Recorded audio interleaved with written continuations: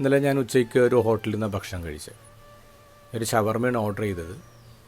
ഞാനങ്ങനെ ഫുഡിന് വേണ്ടി കാത്തിരിക്കുമ്പോൾ ആ റെസ്റ്റോറൻ്റ് അകത്തുണ്ടായിരുന്ന ആൾക്കാരെക്കാൾ കൂടുതൽ പുറത്ത് ആൾക്കാർ കാത്തിരിക്കുന്നുണ്ടായിരുന്നു. ബൈക്കുകൾ, ഫുഡ് ഡെലിവറി ബോയ്സിൻ്റെ ബൈക്കുകൾ. 20 മിനിറ്റ്സ് എടുത്തു എൻ്റെ ഫുഡിൽ ടേബിളെത്താൻ.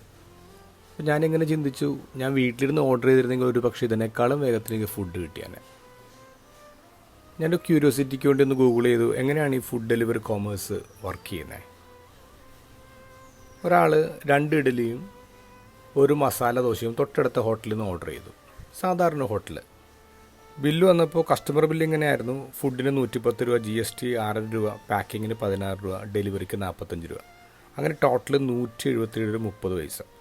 ഇനി ഒരാഴ്ച കഴിഞ്ഞ് ഫുഡ് ഡെലിവറിക്കാർ റെസ്റ്റോറൻ്റായിട്ട് ട്രാൻസാക്ഷൻ നടത്തുമ്പോൾ അവർ ഫുഡിൻ്റെ ഫുള്ള് പൈസ റെസ്റ്റോറൻറ്റിന് കൊടുക്കത്തില്ല. കാരണം 30% സെയിൽസ് കമ്മീഷനായിട്ട് ഇവർ പിടിക്കും. അങ്ങനെ നോക്കുമ്പോൾ റെസ്റ്റോറൻറ്റിന് കിട്ടുന്നത് 110 രൂപയല്ല, 77 രൂപയാണ്. ഡെലിവറി ബോയ് കൊടുക്കുന്നത് 15 രൂപയാണ്. ഗവൺമെൻറ്റിന് കൊടുക്കുന്നത് 6 രൂപയാണ്. ഇനി ഡെലിവറി കമ്പനിക്ക് കിട്ടുന്നത് 79 രൂപയാണ്. അപ്പോൾ നമ്മൾ പെർസെൻറ്റേജ് നോക്കുകയാണെങ്കിൽ ശരിക്കുള്ള ഫുഡിന് നമ്മൾ കൊടുക്കുന്നത് 43.4%. നോൺ ഫുഡിന് നമ്മൾ കൊടുക്കുന്നത് 56.6%. അപ്പോൾ ശരിക്കും എന്താ സംഭവിക്കുന്നത്?